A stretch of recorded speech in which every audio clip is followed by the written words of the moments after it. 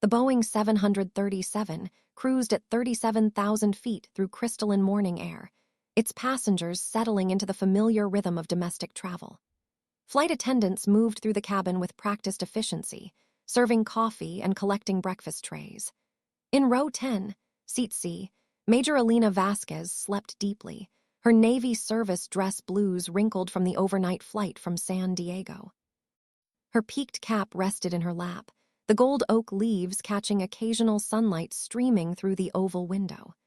Dark circles shadowed her eyes, evidence of 72 hours of continuous briefings at NAVAIR headquarters. The intercom crackled to life with unusual urgency.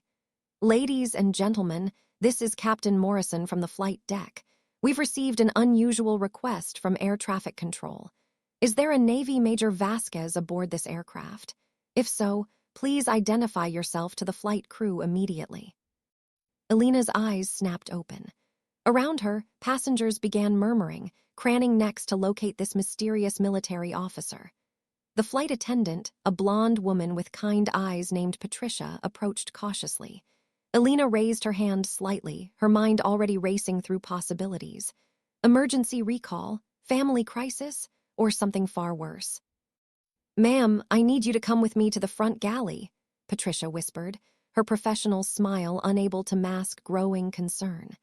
Alina unbuckled her seatbelt, noting how conversations throughout the cabin had died to whispers. 300 pairs of eyes tracked her movement forward. Captain Morrison's voice filled the galley when Patricia lifted the cockpit phone. "Major Vasquez, this is highly irregular, but NORAD has patched through a priority communication. They need to speak with you immediately." His weathered face appeared through the partially opened cockpit door, confusion evident in his expression. "Ma'am, I've been flying commercial for 28 years. Never had anything like this happen." Alina accepted the modified radio handset, her heart hammering against her ribcage. Static filled her ears before a crisp, authoritative voice cut through. "Raven 6-1, this is Cheyenne Mountain. We have a developing situation requiring immediate consultation with rated pilots familiar with classified aircraft systems. Your presence is requested for emergency briefing. How copy?" The call sign hit her like ice water. Raven 6-1. Nobody had used that designation since her test pilot days at Edwards Air Force Base, when she'd been flying experimental aircraft that officially didn't exist. Programs buried so deep that their very names were classified above top secret. Her throat constricted as she keyed the handset. "Cheyenne Mountain, Raven 6-1 copies all, standing by for instructions." Through the galley's small window, she watched the peaceful suburban landscape of Middle America rolling past below. Whatever was happening down there, whatever crisis had prompted NORAD to track down one sleeping pilot on a commercial flight, she knew with absolute certainty that her quiet morning was about to become something else entirely. Something that would test everything she'd learned in 15 years of military aviation. Alina Vasquez had earned her wings flying everything from carrier-based fighters to experimental prototypes that pushed the boundaries of physics. She'd survived crashes, ejections, and missions that never appeared in any official record. But as she waited for NORAD's next transmission, staring at her own reflection in the aircraft window, she couldn't shake the feeling that everything before this moment had been preparation for whatever was coming next. The radio crackled again, and Captain Morrison's concerned face appeared beside her. Outside, the morning sky stretched endlessly blue and deceptively peaceful, holding secrets that would soon demand everything she had learned about flying and about courage. "Raven 6-1, we're vectoring you to Peterson Air Force Base for immediate briefing. This involves aircraft you've previously flight tested. Situation is time critical." The NORAD controller's voice carried an undercurrent of barely controlled urgency that made Alina's pulse quicken. She'd heard that tone before, usually preceding missions that ended up classified for decades. Captain Morrison leaned closer, his gray eyebrows furrowed with concern. "Major, I don't understand what's happening here, but if the military needs you somewhere urgently, we can divert to Colorado Springs. My passengers will understand."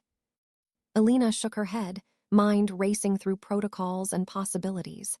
"Negative, Captain. Continue to your scheduled destination. I'll need to deplane immediately upon landing. She keyed the radio again. Cheyenne Mountain, Raven 6-1 requests clarification on aircraft type and mission parameters. Silence stretched for long seconds before the response came. That information is classified for voice transmission. Be advised, we're uploading your secure credentials to military transport standing by at your destination airport. You'll be airborne again within 30 minutes of touchdown. Through the galley window, Alina watched a pair of contrails drawing parallel lines across the sky. Commercial traffic, probably. But after 8 years flying classified programs, she'd learned to question everything that appeared routine.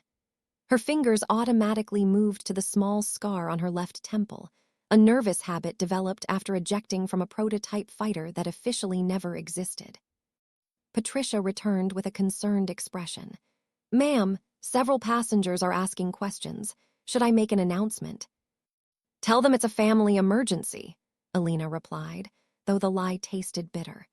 She'd used that cover story before, usually when test flights went wrong and she needed to disappear from public view for weeks while accident investigators scrubbed every detail from existence.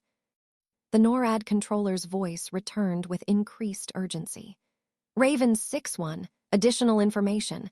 We're tracking multiple bogies over the Pacific Northwest. Initial assessment suggests unknown aircraft configuration. Your previous experience with exotic propulsion systems makes you uniquely qualified for this evaluation. Alina's blood chilled. Exotic propulsion.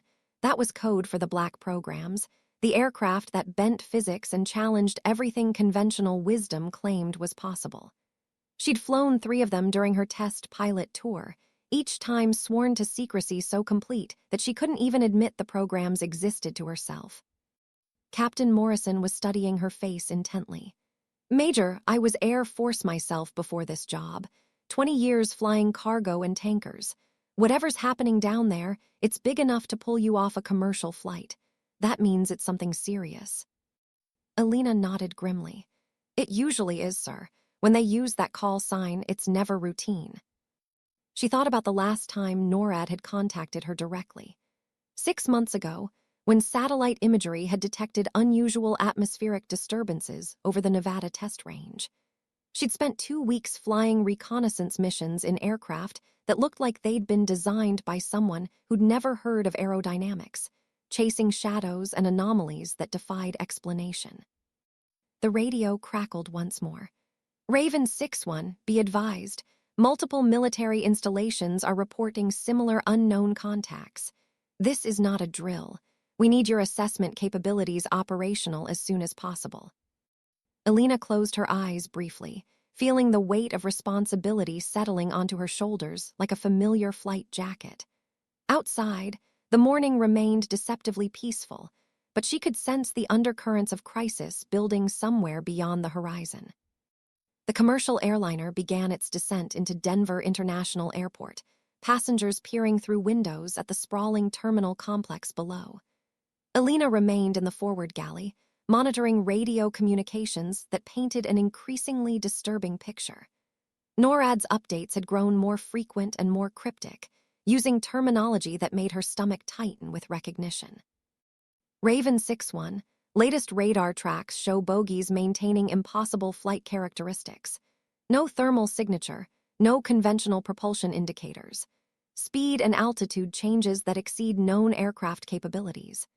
The controller's voice had developed a strained quality that Alina recognized from her test pilot days, the sound of experienced professionals encountering something that challenged their understanding of what was possible.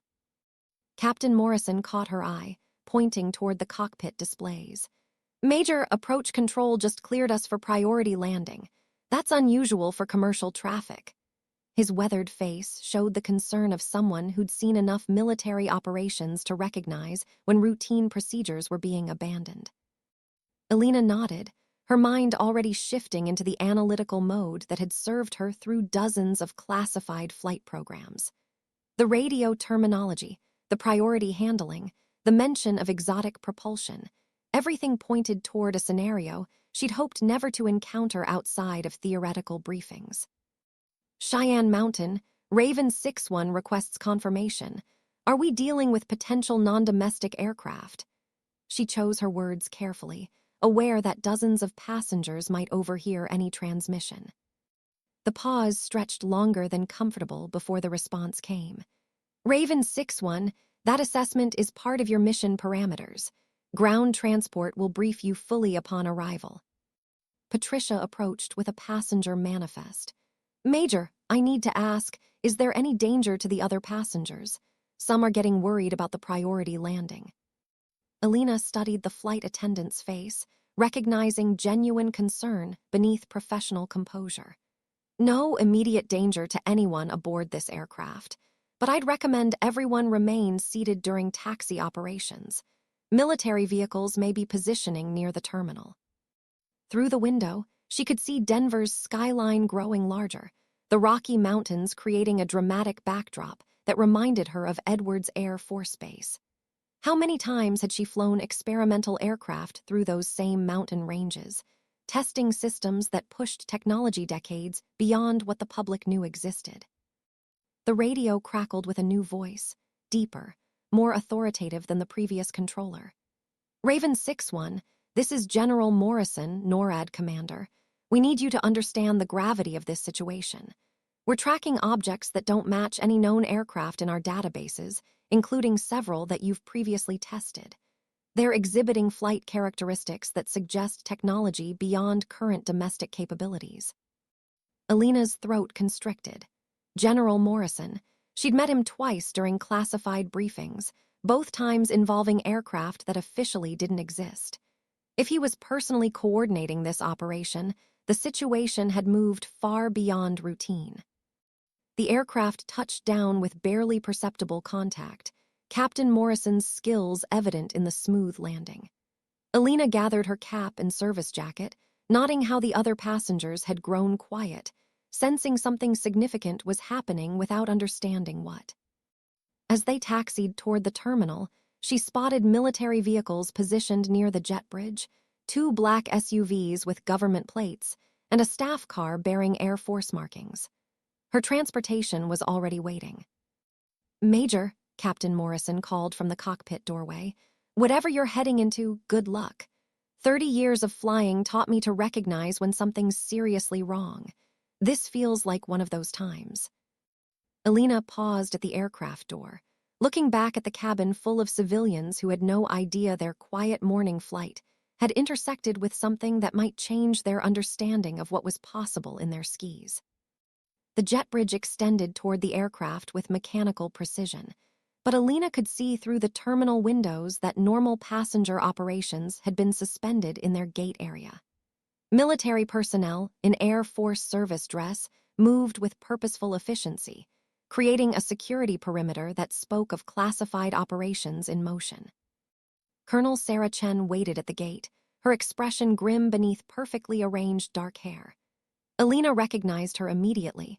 They'd served together during the Aurora program, flying missions that had pushed both pilots and aircraft beyond documented limits of human and technological endurance.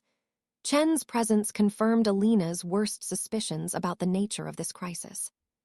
Raven 6-1, Chen said quietly as Alina emerged from the jet bridge. We need to move quickly. Transport's waiting. Her voice carried the same controlled tension Alina remembered from their test pilot days, when equipment failures could mean death and security breaches could mean prison.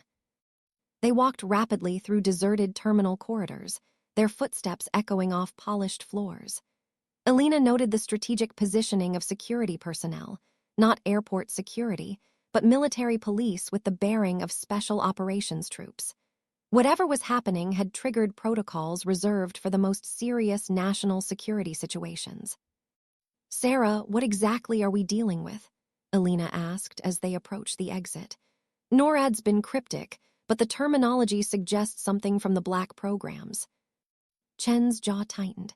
Multiple radar contacts over the Pacific Northwest, all exhibiting flight characteristics that match aircraft you've previously tested. But here's the problem. According to official records, those programs were terminated 5 years ago. All prototype aircraft were supposedly destroyed.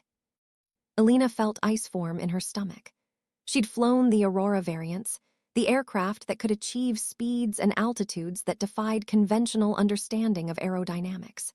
She'd also been present when the program had been officially canceled, watching as prototype aircraft worth billions were allegedly scrapped to satisfy congressional oversight.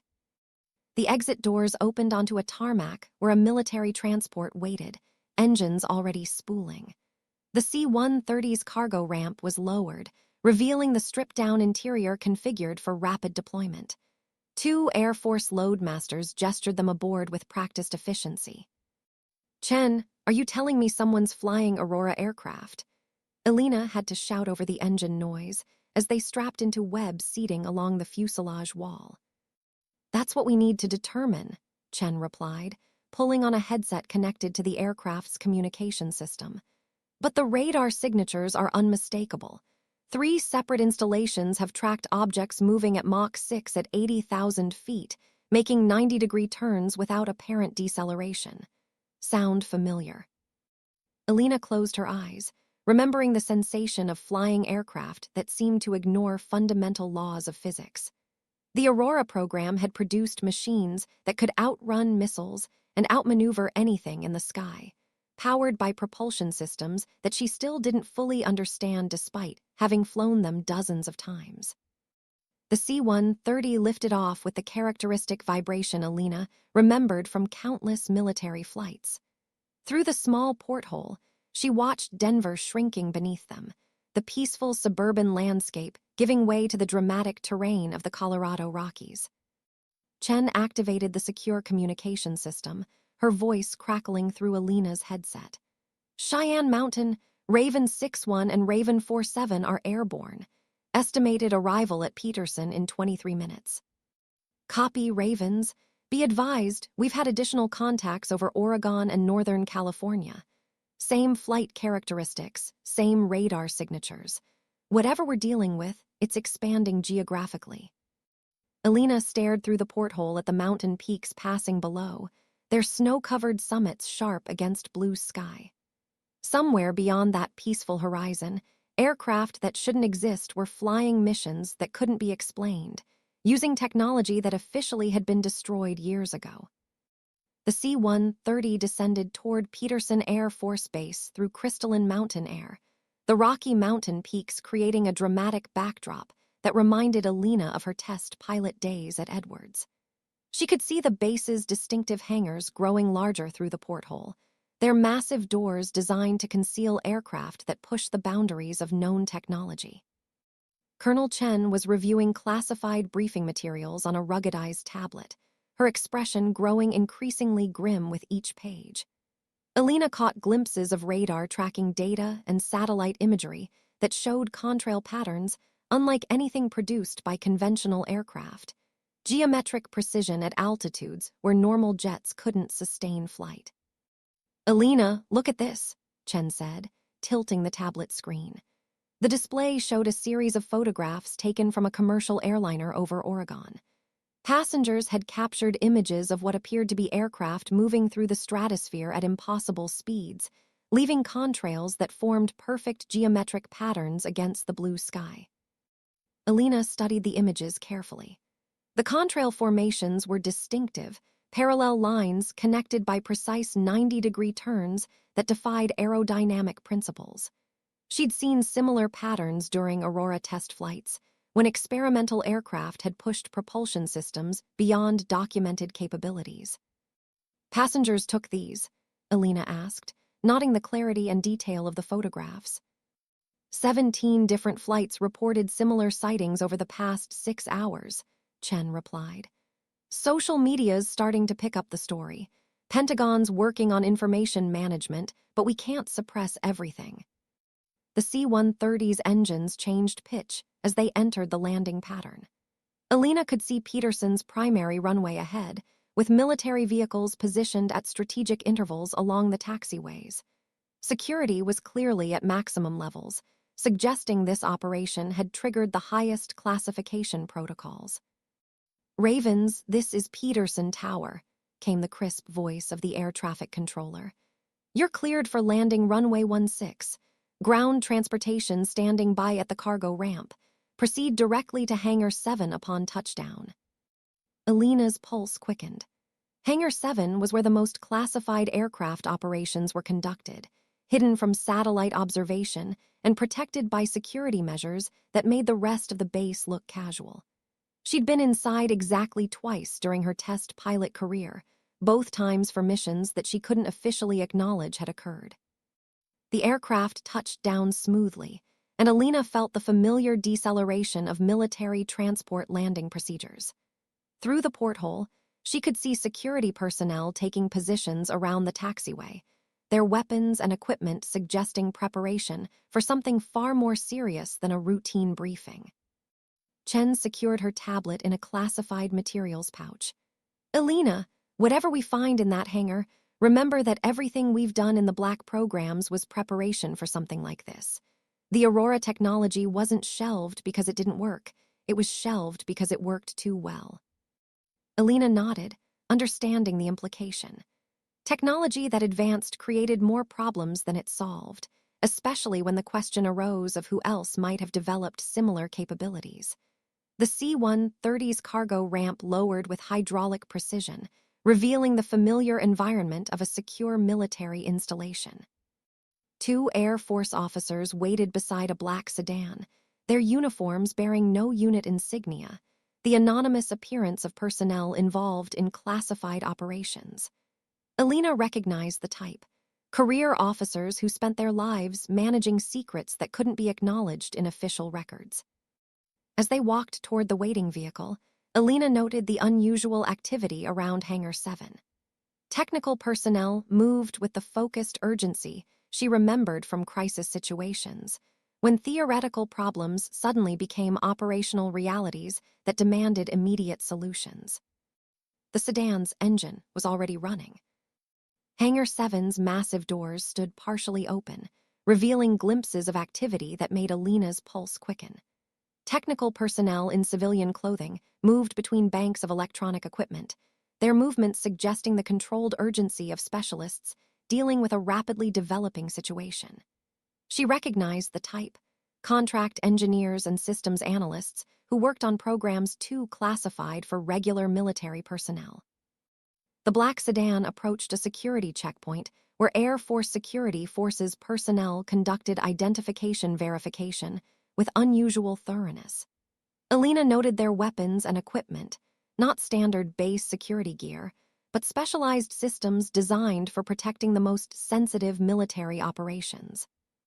Major Vasquez, Colonel Chen, the security officer said after scanning their credentials, "You're cleared for Hangar 7 operations. Please maintain escort protocol throughout your time in the facility." Their escort was a tall Air Force major wearing no unit insignia, his demeanor suggesting extensive experience with classified programs. "Ladies, I'm Major Rodriguez. I'll be your briefing officer today. Before we proceed, I need verbal confirmation of your security clearances for special access programs." Alina and Chen recited classification levels and program codes that officially didn't exist, watching Rodriguez verify their responses against information stored on a ruggedized tablet. The security protocols were even more stringent than she remembered from her test pilot days. "Confirmed. Please follow me, and remember that everything you see and hear in this facility is classified at the highest levels." Rodriguez led them toward the hangar's interior, where Alina could see large display screens showing radar tracking data and satellite imagery. The hangar's interior took Alina's breath away. 3 Aurora-class aircraft sat in various stages of preparation, their distinctive triangular profiles unmistakable despite modifications to their original configuration. Technical crews worked around each aircraft with the focused intensity of professionals preparing for immediate deployment. "Impossible," Chen whispered. "These aircraft were destroyed in 2019. I watched the disposal operations personally." Rodriguez turned to face them, his expression grim. "The aircraft you observed being destroyed were non-functional prototypes built specifically for disposal. These are the operational variants, maintained in deep storage for exactly this type of situation." Alina approached the nearest aircraft, recognizing design details she'd memorized during countless test flights. The Aurora's exotic propulsion systems were clearly visible through open maintenance panels, their complexity still impressive despite years of technological advancement.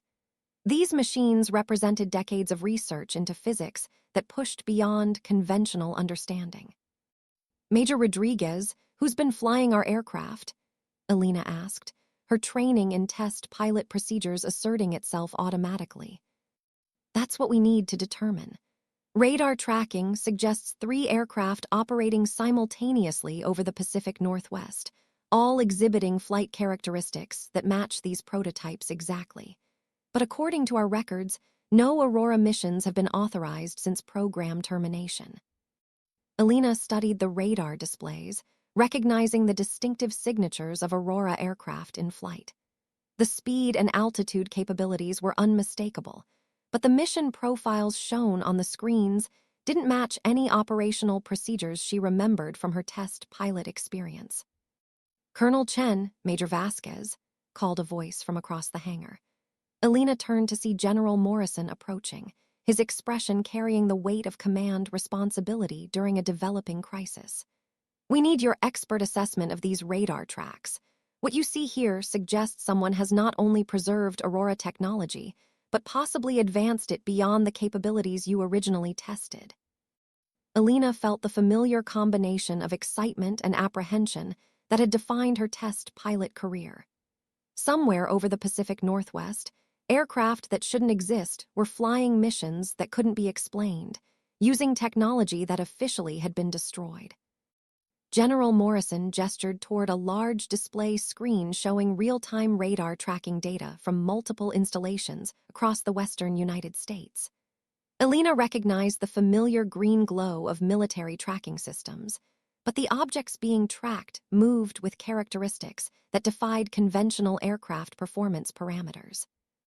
"Ladies, what you're seeing represents 6 hours of continuous tracking," Morrison said, his weathered face showing the strain of commanding during an unprecedented crisis. "Multiple bogies maintaining sustained flight at Mach 6, operating at altitudes between 70 and 90,000 feet, executing maneuvers that should be impossible for any known aircraft." Alina studied the tracking data carefully, her test pilot training automatically analyzing the flight paths and performance characteristics. The objects were maintaining precise formation patterns while executing 90-degree turns without apparent deceleration, maneuvers she recognized from Aurora test flights that had pushed both aircraft and pilot beyond documented safety limits. "General, the formation patterns suggest coordinated operation," she said, pointing to the screen. "These aren't random encounters. Someone's flying these aircraft according to specific mission parameters." Colonel Chen moved closer to the display. "Sir, the altitude and speed combinations match Aurora performance profiles exactly. But look at the endurance data. These aircraft have been airborne for over 5 hours continuously. That exceeds our test flight records by significant margins." Morrison nodded grimly. "Precisely our concern.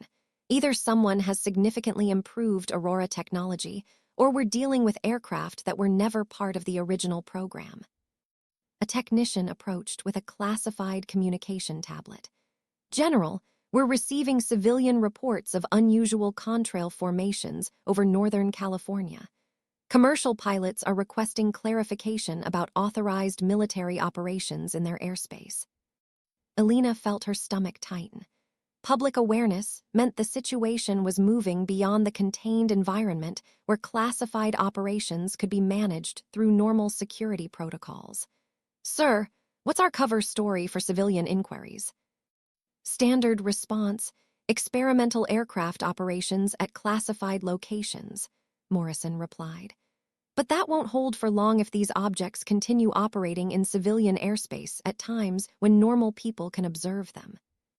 The hangar's communication system crackled to life with urgent transmissions from NORAD's command center.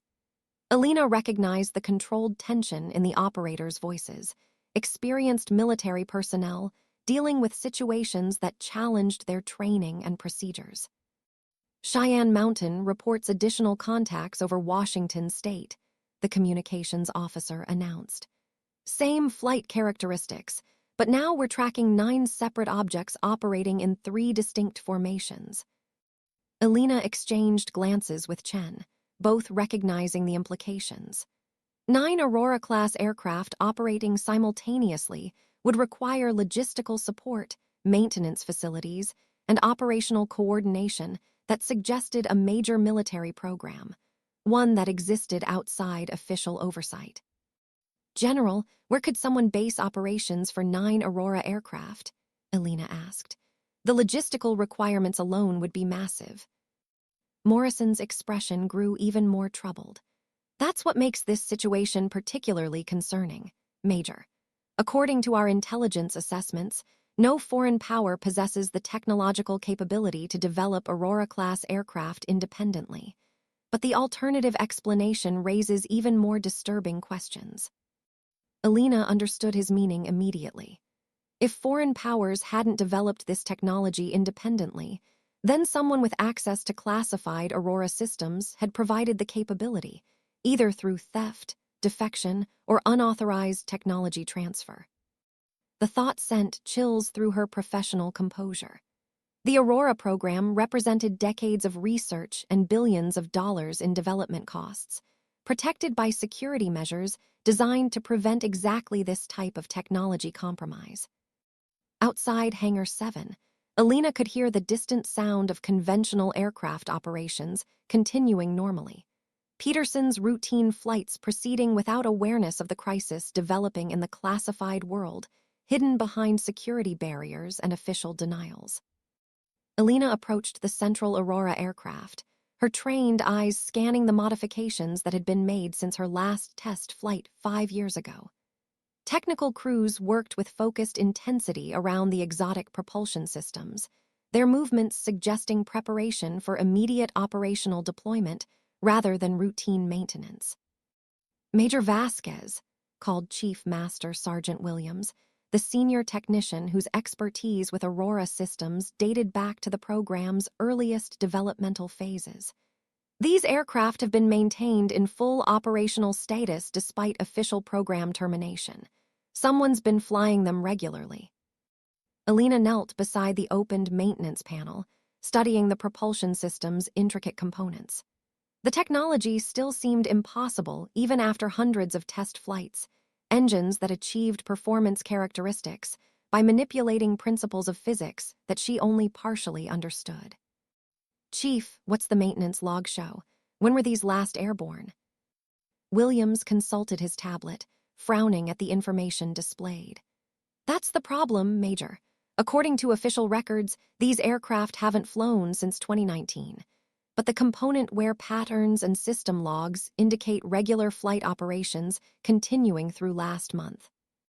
Alina felt her training as a test pilot asserting itself, her mind automatically analyzing the discrepancy between official records and physical evidence. Someone had been operating Aurora aircraft outside official oversight, maintaining them at full operational capability, while the program remained classified as terminated. Colonel Chen joined them at the maintenance station.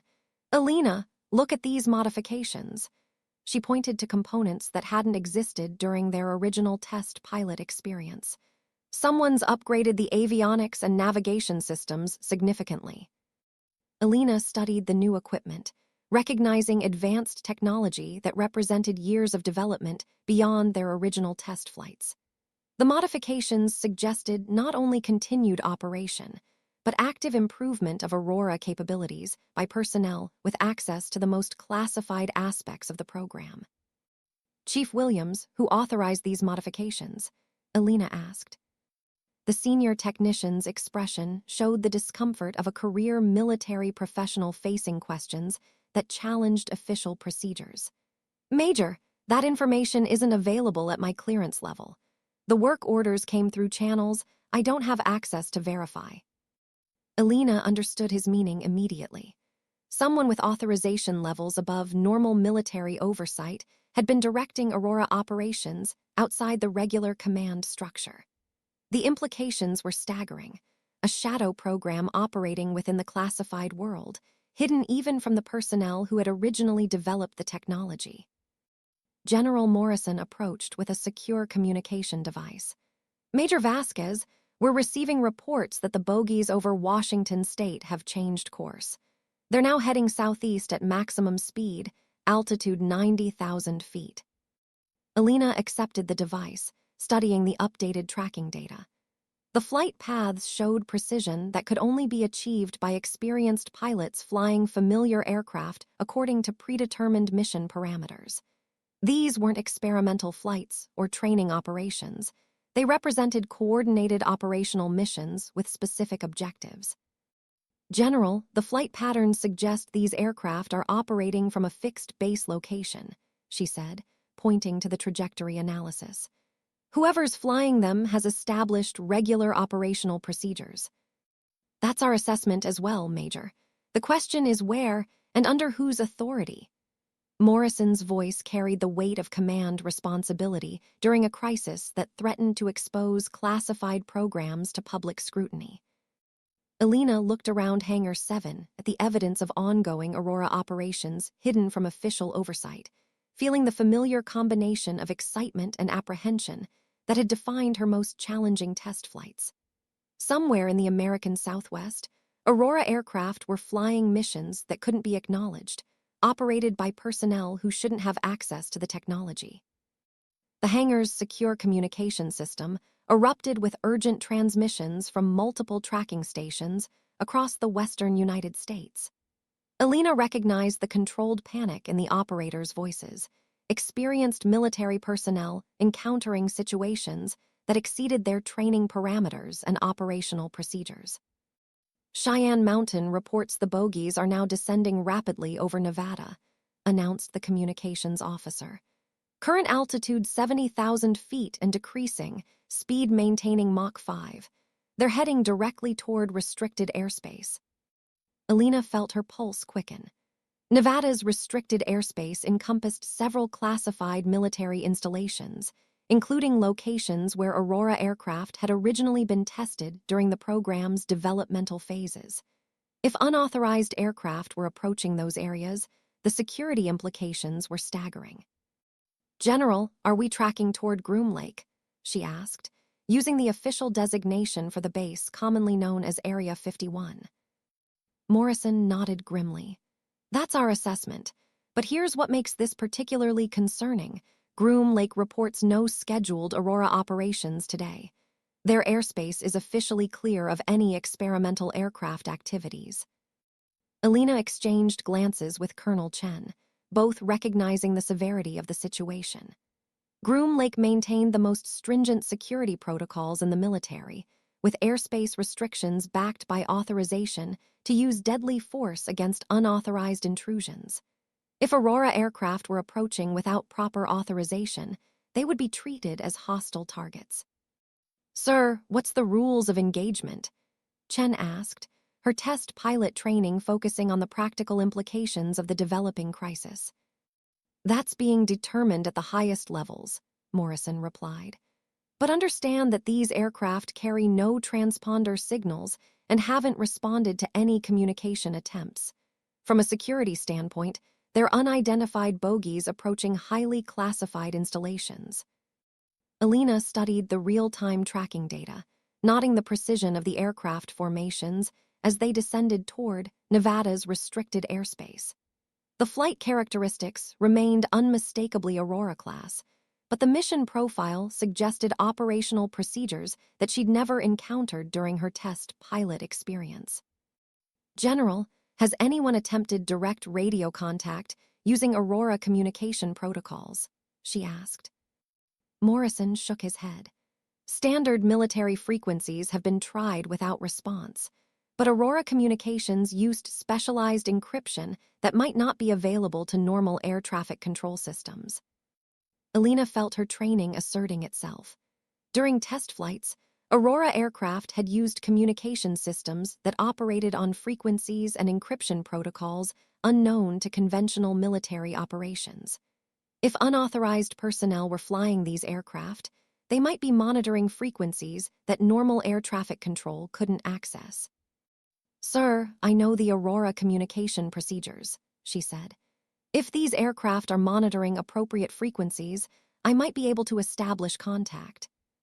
Morrison studied her face carefully, weighing the implications of authorizing communication with unidentified aircraft that might represent hostile forces. "Major, understand that any communication attempt will officially acknowledge Aurora program existence. That decision requires presidential authorization." Elena nodded, understanding the political ramifications. The Aurora program remained classified at levels that required presidential awareness for any public disclosure, even under crisis conditions. But if Aurora aircraft were approaching secure installations without authorization, conventional security measures might prove inadequate to address the threat. The tracking displays showed the bogies continuing their approach toward Nevada's restricted airspace, their flight paths suggesting familiarity with the security protocols and defensive measures that protected America's most classified military operations. Outside Hangar 7, Alina could hear the increasing activity as Peterson Air Force Base shifted to crisis operations, conventional aircraft being prepared for missions that might require confronting technology that officially didn't exist. Alina moved to the specialized communication console that had been installed for Aurora operations, her fingers automatically finding controls she hadn't used in 5 years.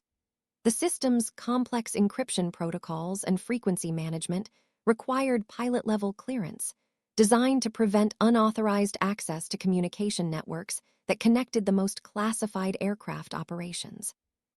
"Major, are you certain about this?" General Morrison asked, his expression showing the weight of authorizing communication attempts with unidentified aircraft approaching secure installations. "Once we transmit on Aurora frequencies, we're acknowledging program existence to anyone monitoring." Alina studied the communication system's displays, recognizing the intricate security protocols that had protected Aurora operations throughout the program's developmental history. "General, if someone's flying our aircraft without authorization, they already have access to this technology. The question is whether we can establish contact before they penetrate restricted airspace." Colonel Chen positioned herself at the backup communication station. "Alina, I'll monitor conventional military frequencies while you attempt Aurora protocols. If these aircraft are hostile, we need to know their intentions before they reach critical installations." Alina activated the Aurora communication system, feeling the familiar hum of sophisticated encryption equipment engaging. The system's startup procedures required biometric verification and security codes that changed daily protection measures designed to prevent unauthorized access even by qualified personnel. Aurora Flight, this is Raven 61 operating from Peterson Air Force Base. Identify yourself and state your mission parameters." Her transmission used the formal protocols established during the program's operational phases, procedures that should be familiar to any qualified Aurora pilot. Static filled the speakers for long seconds before a crisp response came through the encrypted channel. "Raven 61, this is Aurora 77. We're conducting authorized operations under Special Access Program guidelines, requesting verification of your authority to monitor these frequencies." Alina felt ice form in her stomach. Aurora 77 was a call sign that had never been used during the official program operations she remembered. The voice was unfamiliar, but the communication protocols were perfect, exactly what she would expect from a qualified Aurora pilot operating under proper authorization. "Aurora 77, this is Raven 61. I require immediate identification of your commanding authority and mission objectives. Current flight path approaches restricted airspace without proper coordination." The pause stretched longer before the response came. "Raven 61, our operations are classified above your current authorization level. Suggest you contact appropriate oversight authority for mission verification." Alina exchanged glances with General Morrison, both recognizing the implications of the transmission. Someone was operating Aurora aircraft under claimed authorization that exceeded the clearance levels of the personnel who had originally developed and tested the technology. "General, they're claiming authority above our clearance levels," Alina whispered, covering the microphone. "Either someone's developed a deeper Aurora program that we weren't informed about, or we're dealing with hostile forces using sophisticated deception techniques." Morrison's expression showed the strain of command responsibility during an unprecedented crisis. "Major, continue communication attempts. We need to determine their actual identity and intentions before they reach critical installations." Alina keyed the microphone again. "Aurora 77, you are approaching restricted airspace without proper coordination with installation security. Identify your authorization source immediately or alter course to avoid security response."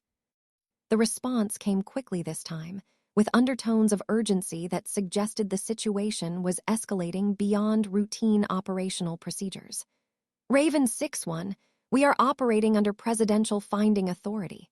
Contact National Security Council for verification. Do not interfere with authorized special access operations." Alina felt her professional composure wavering.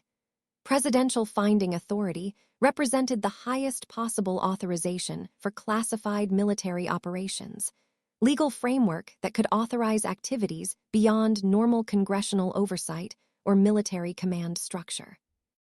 General Morrison immediately activated the hangar's secure line to the Pentagon, his weathered face showing the strain of a career military officer confronting a situation that challenged fundamental assumptions about command authority and operational oversight.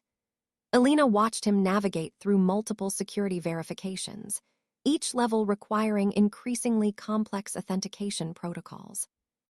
"This is General Morrison at Peterson Air Force Base, requesting immediate verification of presidential finding authority for Aurora aircraft operations over Nevada," he said into the secure handset. "We have unidentified Aurora-class aircraft claiming this authorization while approaching Groom Lake restricted airspace." Alina continued monitoring the Aurora communication frequencies, noting that the aircraft identified as Aurora 77 had maintained radio silence after claiming presidential authorization. The tracking displays showed all 9 objects continuing their approach toward Nevada's most sensitive military installations without deviation from their original flight paths. Colonel Chen studied satellite imagery on her workstation. "Alina, look at this. The bogies are now flying in formation patterns that match presidential transport security protocols. If they're telling the truth about authorization levels, they might be conducting missions related to National Command Authority protection." Alina examined the formation data, recognizing flight patterns that were used only for the most sensitive military operations, missions that involved protecting or transporting the highest levels of government leadership during crisis situations. But the aircraft count seemed excessive for even the most comprehensive security operations. "Sarah, 9 Aurora aircraft would be massive overkill for presidential protection," Alina said. "Even during maximum threat situations, we never."